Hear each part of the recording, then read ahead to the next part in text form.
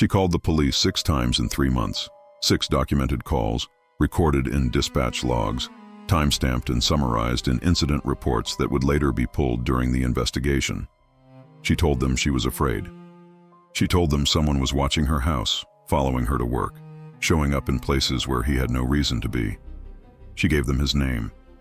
She gave them his license plate number. She gave them screenshots of threatening messages. She asked, clearly and repeatedly, for help. The dispatcher told her they'd send an officer when one became available. The officer came, took notes, and left. No arrest was made. No restraining order was filed on her behalf. No follow-up occurred. And 3 weeks after her 6th call, she was dead. This wasn't a failure of evidence. It wasn't a matter of unclear intent or ambiguous threats. The warning signs were documented, detailed, and specific. The authorities had everything they needed to intervene. They chose not to, and that choice cost a woman her life. Her name was Rachel Kemp, though some details have been altered to protect the ongoing legal proceedings and the privacy of her family. She was 34 years old, a nurse working night shifts at a regional hospital about an hour outside of Minneapolis. She lived alone in a small 2-bedroom house on a quiet street where neighbors knew each other by name and children rode bikes until the streetlights came on. She was the kind of person people described as warm and capable. Someone who worked long hours but still found time to check on elderly neighbors and volunteer at the animal shelter on her days off. She'd been through a difficult divorce 2 years earlier, but by all accounts, she'd rebuilt her life with care and intention. She was dating someone new. She'd started taking painting classes. She seemed, to those who knew her, genuinely happy for the first time in years. The problem started in early June. Rachel began noticing a car parked across the street from her house, always in the same spot, always at odd hours. At first, she didn't think much of it. Maybe a neighbor had a guest. Maybe someone was waiting to pick up a friend. But the car kept appearing, and after a week, she realized it was always the same vehicle. A dark blue sedan with tinted windows and a dent in the rear bumper. She mentioned it to a co-worker, half joking that she might have a stalker. The co-worker told her to trust her instincts. If something felt wrong, it probably was. So Rachel started paying closer attention. She noticed the car would leave when she left for work and reappear when she got home. She noticed it parked outside the grocery store where she shopped. She noticed it idling in the hospital parking lot at the end of her shift. On June 14th, Rachel called the police for the first time.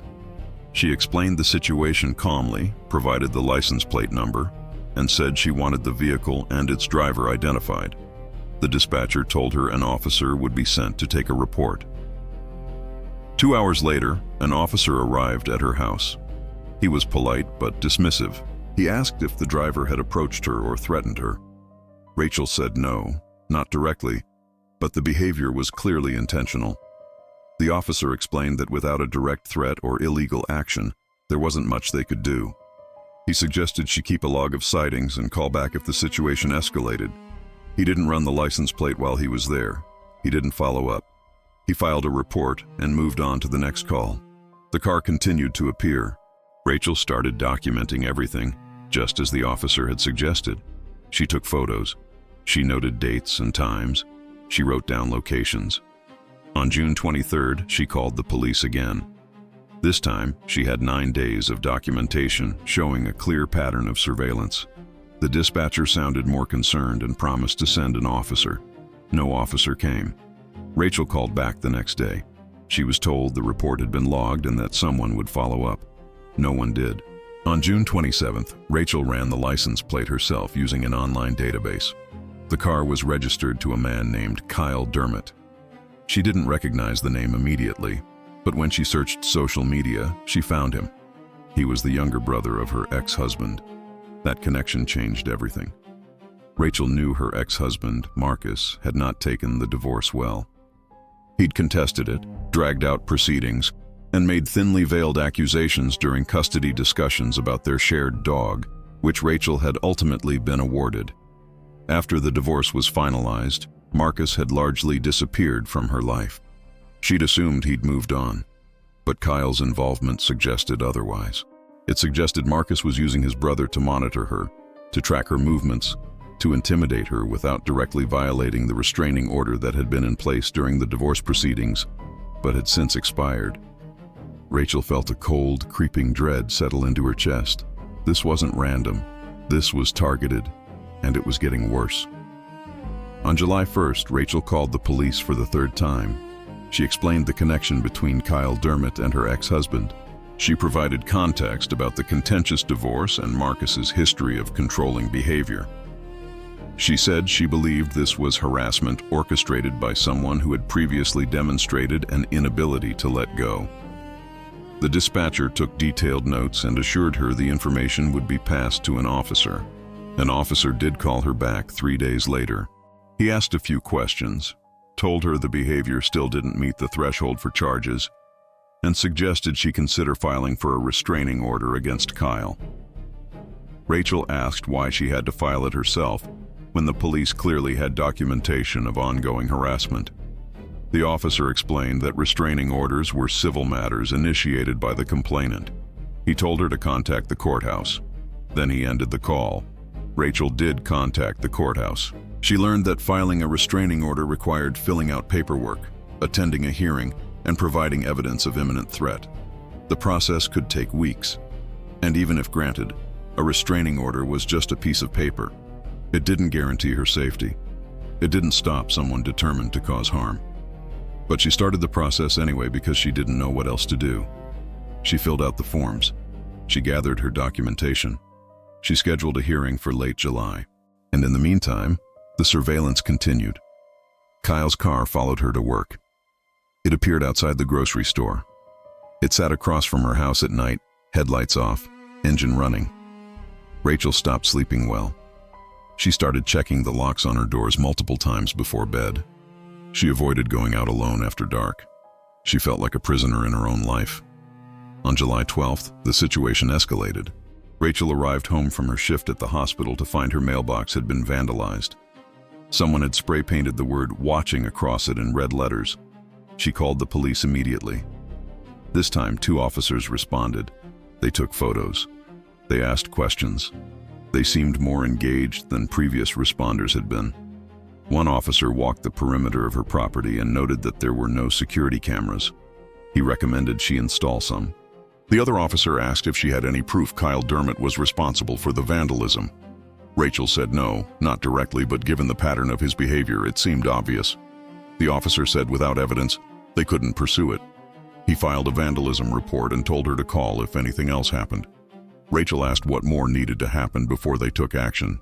The officer didn't have an answer. 2 days later, Rachel received a text message from an unknown number. It said, "You can't hide." She took a screenshot and called the police for the 4th time.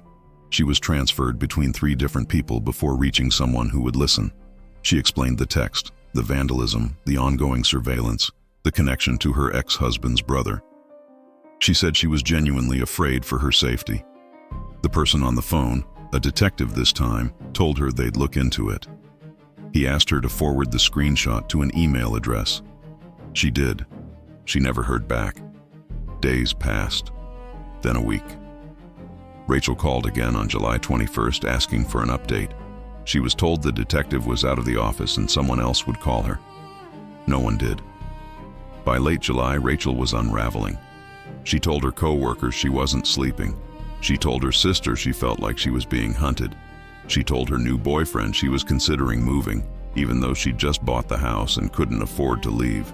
Everyone who knew her could see the toll it was taking. She'd lost weight. She looked exhausted. She jumped at sudden noises. She'd become hypervigilant in a way that wasn't sustainable. And still, the authorities did nothing. The restraining order hearing was scheduled for July 30th. Rachel planned to present her evidence, get the order approved, and finally have some legal protection. She just had to make it to the hearing. She just had to survive 9 more days. On July 25th, Rachel called the police for the 5th time. Kyle's car had been parked outside her house for 6 hours straight. It was past midnight. Rachel was terrified to go to sleep with him sitting there, watching. She told the dispatcher she needed an officer to come immediately, to make him leave, to do something. The dispatcher said she'd send someone. An officer arrived 40 minutes later. By then, Kyle's car was gone. The officer took another report, told Rachel there wasn't much he could do about a car parked on a public street, and suggested she try to get some rest. Rachel asked what she was supposed to do if Kyle came back. The officer said to call again. Then he left. Rachel called her sister that night, crying, saying she didn't know how much more of this she could take. Her sister offered to come stay with her, but Rachel said no. She didn't want to put anyone else at risk. She just wanted it to stop. She wanted the police to take her seriously. She wanted someone in authority to recognize that what was happening wasn't normal, wasn't legal, and wasn't something she could handle on her own. She was a nurse. She saved lives for a living. She wasn't equipped to navigate the legal system or defend herself against someone who clearly had malicious intent. That's what the police were for. That's what she'd been taught to believe. Call the police. They'll help you. They'll protect you. Except they weren't. On July 28th, Rachel called the police for the sixth and final time. Kyle had escalated again. She'd found a dead bird on her front porch, its neck clearly broken, placed deliberately on the welcome mat. She'd also received another text from the unknown number. This one said, "Soon." Rachel was shaking when she made the call. She told the dispatcher she was in immediate danger, that she needed protection, that whoever was targeting her was clearly building towards something violent. The dispatcher took the report seriously. She stayed on the line with Rachel while officers were dispatched. 2 officers arrived within 20 minutes. They documented the dead bird. They took statements. They assured Rachel they understood her fear. One officer said he'd personally follow up with the detective handling her case. He said they'd try to expedite the restraining order process. He told her to keep her doors locked, to stay vigilant, and to call immediately if anything else happened. Rachel thanked him. She felt, for the first time in weeks, like maybe someone was finally listening. But no follow-up occurred. The detective was never contacted by the responding officers. The restraining order hearing was still 2 days away. And the next night, July 29th, Rachel Kemp was attacked in her own home. She'd returned from her hospital shift around 7 in the morning, exhausted from another sleepless night. She parked in her driveway, walked to her front door, and unlocked it. As she stepped inside, someone rushed her from behind. Kyle Dermott had been waiting in her backyard. He'd forced entry through a basement window hours earlier and had been inside her house the entire time she was at work. The attack was brutal and sustained. Neighbors heard screaming and called 911. Police arrived within minutes, but by the time they broke down the door, Rachel was unconscious. She died in the ambulance on the way to the hospital where she'd worked for 7 years. Kyle Dermott was arrested at the scene. He didn't resist. He didn't try to run. He simply sat on Rachel's couch, covered in blood, and waited for police to take him into custody. When questioned, he admitted to everything: the surveillance, the vandalism, the threats, the murder. He said he'd been acting on behalf of his brother Marcus, who'd promised him money if he taught Rachel a lesson. Marcus was arrested the following day and charged as an accessory. Both men are currently serving life sentences without the possibility of parole. But their incarceration doesn't change the fundamental truth at the center of this case. Rachel Kemp should still be alive. Her death was preventable. She did everything right. She reported the warning signs. She documented the evidence. She called for help repeatedly, and the system failed her. The investigation that followed Rachel's death revealed a damning pattern of negligence and procedural failures. The 6 calls Rachel made to police were reviewed. In every single instance, officers had downplayed the severity of the situation. Reports were filed but never escalated. The detective assigned to look into the threatening text never followed through. The responding officers who took the final report about the dead bird never communicated the urgency to higher-ups. The license plate Rachel provided during her first call was never run through the system until after her death, despite the fact that doing so would have immediately identified Kyle Dermott and his connection to Marcus. Every opportunity to intervene was squandered. Every warning sign was acknowledged and then ignored.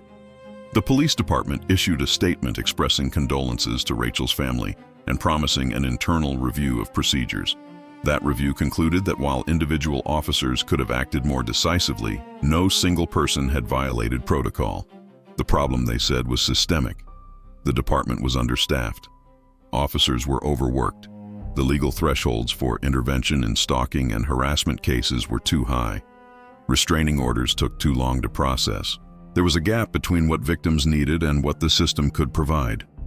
The statement was careful, bureaucratic, and maddeningly vague. It acknowledged failure without assigning blame. It promised reform without committing to specifics. And for Rachel's family, it was utterly insufficient.